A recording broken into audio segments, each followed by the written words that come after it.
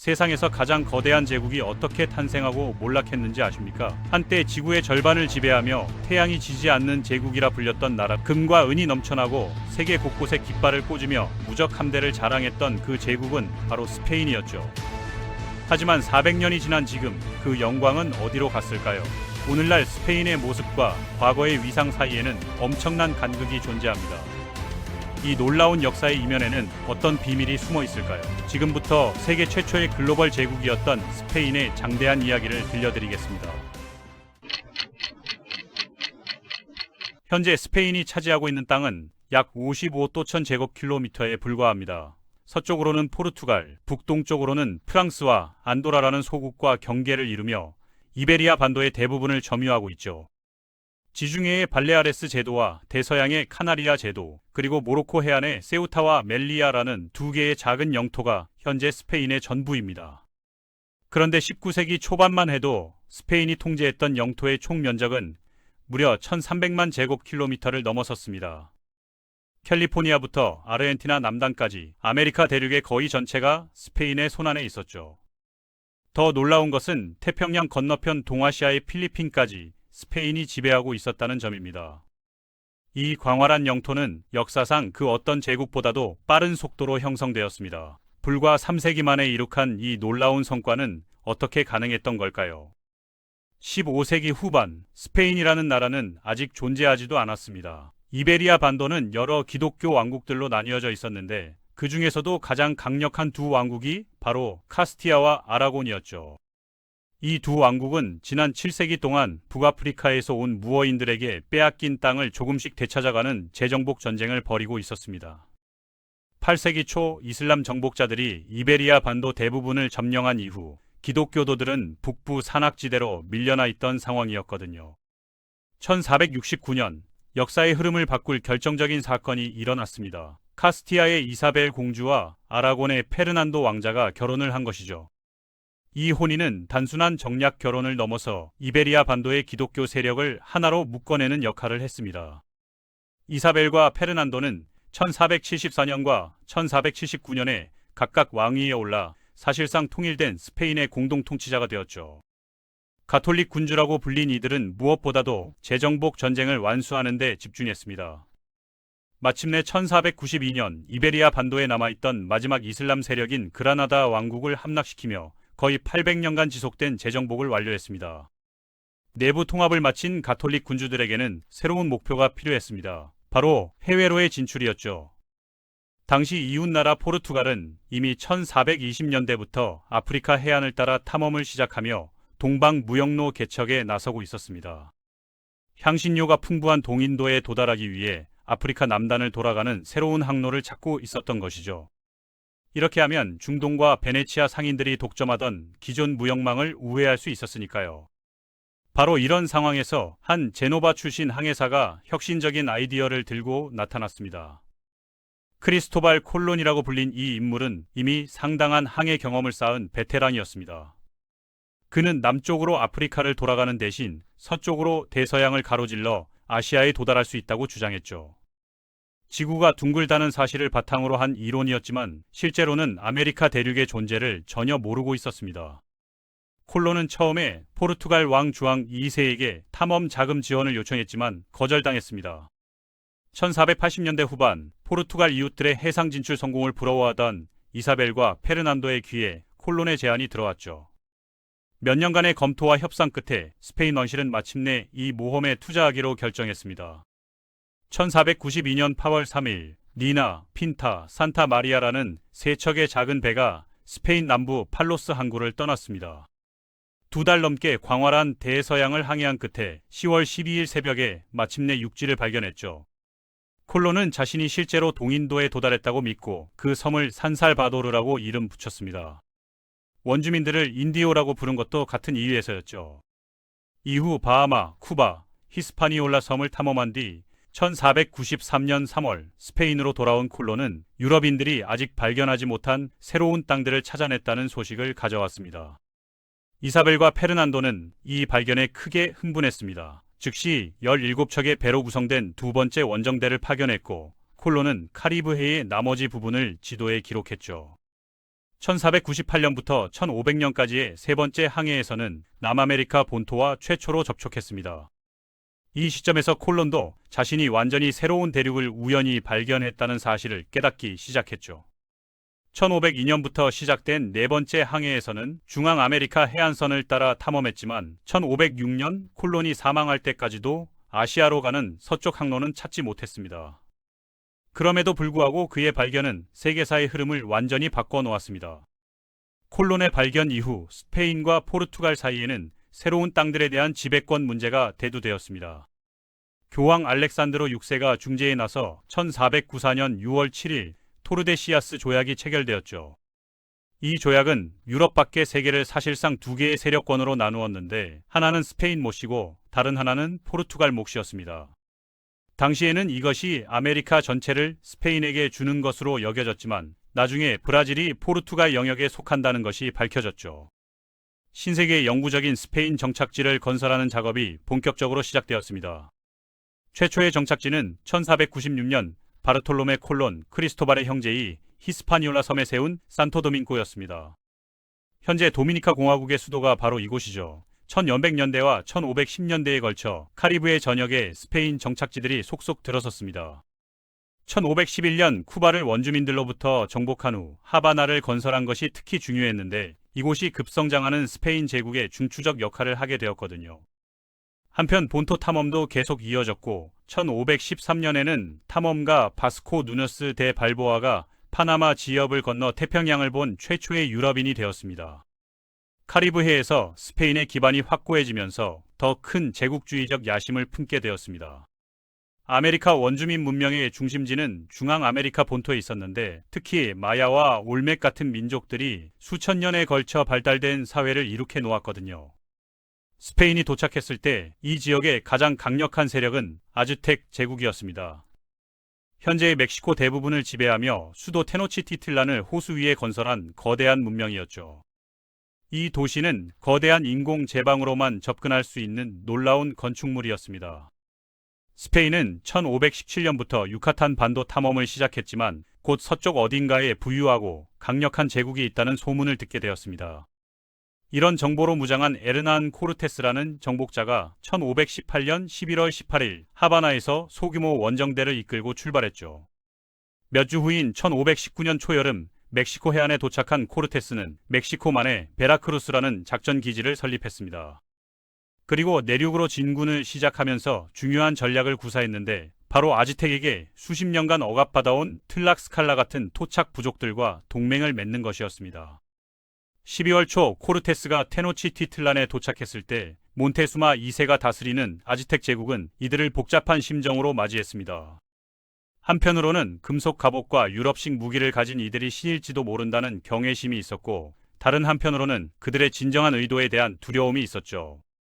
코르테스는 곧 도시 장악을 시도하며 몬테수마를 인질로 잡고 카리브해에서 증원군을 요청했습니다.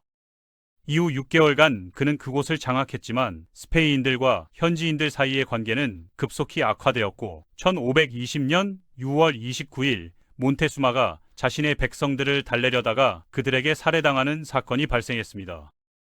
다음 날 밤 스페인어로 라 노체 트리스테, 슬픈 밤라고 불리는 사건에서 코르테스와 그의 부하들은 테노치티틀란에서 쫓겨났고 도시를 점령한 이후 축적해온 엄청난 보물 대부분을 잃었습니다. 하지만 코르테스는 포기하지 않았죠. 1520년 가을과 겨울 동안 1000명 미만의 스페인인과 더 많은 원주민 동맹군을 재조직한 후 이듬해 봄 테노치티틀란으로 재진군했습니다. 초여름부터 시작된 포위 공격은 10주간 계속되었고 그 결과 위대한 아즈텍 문명이 사실상 종말을 맞게 되었습니다. 이 과정에서 원주민들에게는 더욱 치명적인 일이 벌어졌습니다. 스페인인들이 자신도 모르게 가져온 천연두 같은 유럽 질병이 창궐한 것이죠. 이런 질병들에 대한 면역력이 거의 없던 원주민들은 집단으로 목숨을 잃었습니다. 수백만 명이 질병으로 사망했고 살아남은 사람들도 도시로 진입한 스페인과 토착 동맹군의 분노에 직면해야 했습니다. 특히 코르테스는 도시를 약탈하고 아즈텍 지배층의 흔적을 완전히 지워버리겠다고 결심했고 많은 주민들이 이 과정에서 희생되었죠. 이후 테노치티틀란은 멕시코시티로 재건되어 누에바 에스파냐 부총동령의 행정수도가 되었습니다. 멕시코 정복과 동시에 또 다른 거대한 문명과의 접촉이 이루어지고 있었습니다. 아메리카 대륙의 또 다른 선진 문명 중심지는 훨씬 남쪽 안데스 산맥 고지대에 있었거든요. 치무와 나스카 같은 민족들이 고대부터 정교한 사회를 건설해왔고, 스페인인들이 신세계에 도착했을 때는 잉카 문명이 이 지역의 지배 세력이 되어 있었습니다. 현재의 페루, 에콰도르, 볼리비아 대부분을 포함하는 광활한 영토를 다스리고 있었죠. 잉카와의 최초 접촉은 1520년대 중반에 이루어졌습니다. 프란시스코 피사로와 디에고 데 알마그로라는 두 정복자가 이 강력한 제국을 정복하기 위해 페루로 사람들을 이끌고 간 것이죠. 1528년의 첫 번째 원정은 거의 성공을 거두지 못했지만, 멕시코에서 코르테스가 그랬던 것처럼 그들도 천연두를 그 지역에 전파시켜 원주민 인구를 크게 줄이고 다가올 스페인 정복에 앞서 저항력을 약화시켰습니다. 피사로는 1531년 잉카 제국에 대한 새로운 원정을 위해 왕실의 허가를 받고 무장한 채 페루로 돌아왔죠. 이후 1530년대 대부분을 지속한 장기간의 전쟁이 펼쳐졌습니다. 멕시코의 코르테스와는 달리 피사로는 잉카 제국에 대한 신속한 승리를 거두지 못했는데, 부분적으로는 그들의 제국이 아즈텍보다 더 분산되고 광범위하게 퍼져 있었기 때문일 수도 있습니다. 더욱이 스페인들 자체도 분열되어 있었습니다. 피사로와 그의 형제들이 한 파벌을 이끌고 알마그로 일족이 다른 파벌을 이끄는 상황이었거든요. 이로 인해 스페인 정복자들 사이에 준내전이 벌어졌고, 동시에 그들은 잉카와도 싸워야 했죠. 피사로 본인도 결국 1541년 디에고 데 알마그로 2세에게 암살당했습니다. 그 무렵 스페인은 새로 설립한 수도 리마에서 직접 통치하며 이 지역 대부분을 장악하고 있었습니다. 1542년에는 누에바 에스파냐 부총동령에 대응하는 페루 부총동령이 설립되었죠. 하지만 잉카의 저항은 1570년대까지 계속되었습니다. 이 두 위대한 토착 문명의 정복과 누에바 에스파냐, 페루 부총동령의 설립이 16세기 신세계에서 스페인 제국의 기초를 형성했지만, 1530년대 후반에는 다른 발전도 있었습니다. 스페인 탐험가 에르난도 데 소토가 누에바 에스파냐의 북부 경계를 따라 일련의 탐험을 시작한 것이죠. 이 탐험을 통해 그는 플로리다, 조지아, 캐롤라이나에서 서쪽으로 미시시피, 루이지애나, 텍사스까지 현재 미국 남부에 해당하는 지역 대부분을 지도에 기록했습니다. 이곳에도 진보된 문명들이 있었고, 에토와와 카오키아 같은 상당한 마을과 도시에 거주하는 고분 건설 문화들이 있었죠. 하지만 데소토가 이 지역에 대한 정보를 가져올 수 있었음에도 불구하고 스페인은 플로리다 해안선과 남부 텍사스를 따라 임시 정착지를 제외하고는 수년간 이 지역을 식민지화하려는 본격적인 노력을 기울이지 않았습니다. 간단히 말해서 멕시코시티와 스페인 제국의 다른 핵심 지역에 더 가깝고 더 쉽게 이용할 수 있는 땅들이 먼저 정착될 수 있었기 때문이었죠. 한편 남쪽에서는 후안 디아스 데 솔리스가 1516년 현재 아르헨티나와 우루과이 주변의 리오 데 라 플라타 강어귀를 지도에 표시한 최초의 스페인 탐험가가 되었습니다. 또 다른 탐험가 페드로 데 멘도사는 20년 후 이곳에서 탐험을 이끌고 1536년 2월 2일 부에노스아이레스 정착지를 건설했습니다. 북아메리카와 마찬가지로 아르헨티나의 많은 지역과 이웃한 칠레는 수십 년간 스페인의 영향을 거의 받지 않았죠. 아메리카 전역에 걸친 스페인의 팽창은 점진적인 과정이었고 주로 멕시코와 페루 지역에 집중되어 있었습니다. 이 모든 일이 아메리카에서 벌어지는 동안 태평양 건너편에도 스페인 식민지가 건설되고 있었습니다. 페르디난드 마젤란이 1519년부터 1522년 사이에 세계 일주 항해를 했을 때였죠. 그는 토르데시아스 조약에 의해 결정된 경계선의 포르투갈 쪽에 있던 동아시아 군도를 발견했지만 스페인이 주장할 수 있는 영토의 서쪽 끝에 위치하고 있었습니다. 이 섬들에 대한 추가 탐사는 1540년대에 이루어졌는데 당시 스페인 왕위 계승자인 필립 왕자를 기리기 위해 이 섬들을 라스 이슬라스 필리피나스, 즉 필립의 섬들이라고 명명했습니다. 1556년 필립이 새로 즉위한 후에야 마침내 군사 원정이 필리핀에 파견되어 스페인 식민지를 건설하게 되었죠. 1560년대 중반 군도에서 가장 큰 루손섬 북부가 빠르게 정복되었고 1571년에는 마닐라시가 건설되었습니다. 하지만 스페인은 남쪽 민다나오 섬과 인접한 작은 섬들의 무슬림 주민들로부터 강력한 저항에 직면했습니다. 신세계에서와 마찬가지로 스페인의 필리핀 지배는 처음부터 부분적이었고 루손만이 사실상 완전한 통제하에 있었죠. 그럼에도 불구하고 필리핀에 정착함으로써 스페인은 동인도에서 아시아에 전략적으로 중요한 거점을 확보하게 되었습니다. 16세기에 스페인 제국이 계속 확장되면서 이 새로운 영토들에 대한 스페인의 권리를 유지하기 위해 필요한 인력과 물자를 조달하려면 엄청난 자금이 필요하다는 것이 명백해졌습니다. 다이도 아즈텍과 잉카의 정복 직후 멕시코, 볼리비아, 페루에서 대규모 금광과 은광들이 발견되었습니다. 스페인은 이 귀금속들을 대대적으로 채굴하기 시작했고, 특히 볼리비아 포토시 근처의 세로리코 같은 곳에서 그 지역 토착민들을 착취하여 강제 노동으로 사용했죠. 1545년부터 다음 2세기 동안 세계 공급량의 80%를 생산한 이 보물들은 육로로 콜롬비아의 카르타헤나 같은 항구들로 운반된 후 매년 보물 선단에 실려 스페인으로 다시 보내졌습니다. 막대한 양의 금과 은이 스페인 국고로 넘쳐나면서 16세기 후반에는 가격혁명이라고 불리는 엄청난 세계적 인플레이션이 발생했습니다. 점점 더 많은 스페인인들이 식민지에 도착하면서 스페인 제국 전역에 복잡한 사회 구조가 나타나기 시작했습니다. 16세기에 스페인에서 신대륙으로 떠난 사람들 대부분은 미혼 남성들이었고, 종종 스페인 귀족들의 차남들로서 아메리카에서 부를 추구했죠. 반대로 이런 방식으로 스페인을 떠난 여성들은 매우 적었고, 멕시코, 페루 및 다른 지역에 도착한 스페인 남성들 중 상당수가 원주민 여성들과 결혼했습니다. 그 결과 제국 전역에 혼혈 또는 메스티소 인구가 곧 나타나기 시작했죠. 이는 스페인어가 통용 언어가 되고 식민지 생활의 모든 측면에서 가톨릭교가 널리 퍼진 것과 함께 아메리카의 더 많은 유럽화를 특징지었습니다. 16세기 후반부터 서아프리카에서 노예들을 카리브해로 데려오는 일이 점점 더 일반화되었습니다. 특히 번창하는 설탕 농장들에는 많은 노동력이 필요했거든요. 17세기 초까지 식민지에서 지속적으로 보물이 채굴되고 있었지만 스페인으로 돌아오는 금과 은의 양은 이미 감소하기 시작했습니다. 게다가 스페인 정부는 이 돈을 유럽의 전쟁들에 너무 많이 써버려서 필립 2세는 통치 기간 중 4번이나 파산을 선언해야 했죠. 이런 잘못된 통치와 신대륙에서 공급되는 금과 은의 감소는 결국 스페인 제국의 쇠퇴로 이어지게 되었습니다. 이 시점에 이르러서는 아즈텍이나 잉카 같은 주요 문명들을 정복할 대상이 더 이상 없었기 때문에 아메리카에서 스페인의 정복과 영토 확장은 거의 정체되었습니다. 그런데 프랑스, 네덜란드, 영국이 스페인이 영유권을 주장했지만 지금까지 제대로 정착시키고 식민지화하는 데 소홀했던 북아메리카 전역의 많은 땅들을 점령하기 시작했습니다. 이 세 강국들은 또한 카리브해에서도 스페인의 지배에 도전하기 시작했죠. 이 기간 동안 그들은 많은 섬들을 차지하기 위해 경쟁했고, 예를 들어 영국은 1654년에서 1660년까지의 영국 스페인 전쟁 동안 스페인으로부터 자메이카의 지배권을 빼앗았습니다. 이 모든 것들이 17세기 스페인 제국의 침체가 심화되고 있음을 보여주는 것이었죠. 18세기 초 스페인 식민사회는 북부 멕시코에서 칠레와 아르헨티나까지 광활한 땅에 정착지들이 있을 만큼 성숙해졌습니다. 일부 지역들은 여전히 거의 탐사되지 않았는데, 특히 안데스 산맥의 건조한 아타카마 사막과 가이아나의 울창하고 질병이 만연한 정글은 스페인인들이 거의 거주하지 않았죠.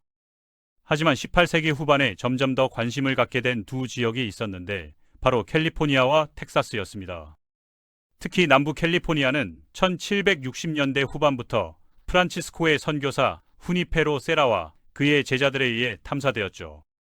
다음 10년 동안 그들은 캘리포니아 해안선을 따라 21개의 선교 정착지들을 건설했는데, 이는 나중에 샌디에고, 로스앤젤레스, 샌프란시스코 도시들의 건설에 기여했습니다.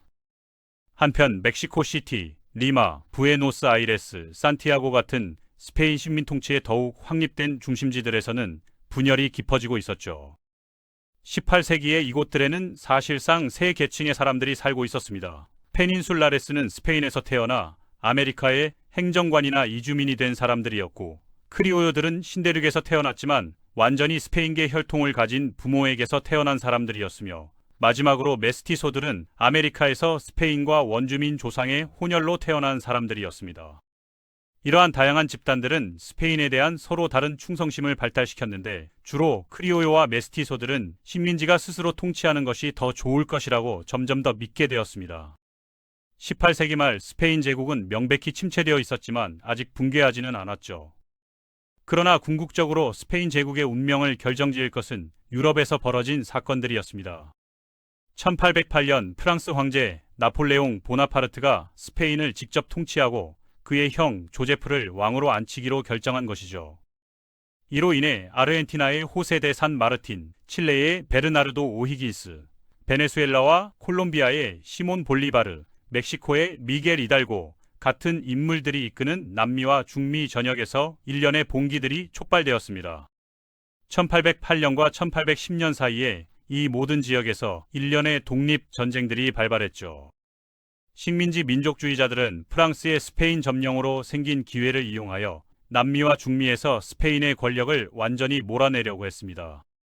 하지만 이들 각국에서 특히 페닌술라레스들 사이에 왕당파이자 친스페인 세력의 반대에 부딪혔죠. 따라서 이러한 독립전쟁들은 1810년대 내내 지속되는 장기간의 사건이 되었습니다. 게다가 합법적인 왕 페르디난드 7세가 1813년 스페인의 역사를 되찾으면서 반란을 진압하기 위해 스페인 국가의 지원이 다시 식민지에 도착하기 시작했습니다. 이런 압도적인 역경에 직면하여 시몬 볼리바르는 베네수엘라, 콜롬비아, 파나마 전역에서 성공적인 혁명을 이끌었고 그 결과 1819년에 독립국으로서 그란 콜롬비아가 수립되었으며 이는 1821년에 공식적으로 비준되었습니다. 그는 그 후 남쪽으로 더 나아가 자신의 자원을 사용하여 페루를 스페인의 지배로부터 해방시켰고 1824년 12월 아야쿠초 전투에서 승리를 거두었죠. 그때까지 호세 데 산 마르틴과 다른 사람들은 이미 1816년에 스페인으로부터 아르헨티나의 독립을 확립하는 데 성공했습니다. 칠레는 1818년에 독립을 선언했지만 그곳에서의 스페인과의 전쟁은 1826년까지 계속되었죠. 11년간의 간헐적인 전쟁 후 더 북쪽에서 멕시코는 1821년에 스페인 제국에서 벗어나 잠시 제1멕시 제국으로 자리 잡았지만 그 후 곧바로 1823년 제1멕시코 공화국이 뒤따랐습니다. 19세기 초의 이러한 혁명들은 스페인의 광대한 해외 제국을 사실상 완전히 침식시켰지만 몇몇 영토들은 스페인의 통제하에 남아 있었고 이후 19세기 나머지 기간 동안 스페인은 국가적 위대함의 마지막 흔적으로 질투심을 가지고 이를 지켰습니다. 여기에는 쿠바, 푸에르토리코 및 기타 여러 작은 카리브해 섬들과 아시아의 필리핀이 포함되었죠. 그러나 19세기 대부분 동안 스페인이 국내 정치적 불안정으로 점점 더 황폐해지면서 이러한 마지막 남은 식민지들은 독립을 달성하기 위한 시도에서 게릴라 전쟁과 반란을 경험하기 시작했습니다. 결국 1895년에 시작된 쿠바 독립전쟁이 한때 강력했던 스페인 제국의 마지막 장을 열었죠. 그곳에서의 전쟁은 수년간 질질 끌다가 결국 1898년에 미국이 개입하게 되었습니다. 그 결과 발생한 스페인-미국 전쟁은 스페인이 완전히 패배하고 쿠바, 푸에르토리코, 필리핀에 대한 통제권을 포기해야 했던 짧은 갈등이었으며 이 모든 것이 미국의 보호령이 되었습니다. 한때 광대하고 엄청나게 부유했던 스페인 제국은 제노바 항해사의 우연한 발견으로 시작되었지만 400년 만에 끝을 맞았습니다. 세계 최초의 글로벌 초강대국이었던 스페인의 이야기는 우리에게 제국의 흥망성쇠가 얼마나 극적일 수 있는지를 보여주는 놀라운 역사적 교훈이라고 할 수 있겠습니다.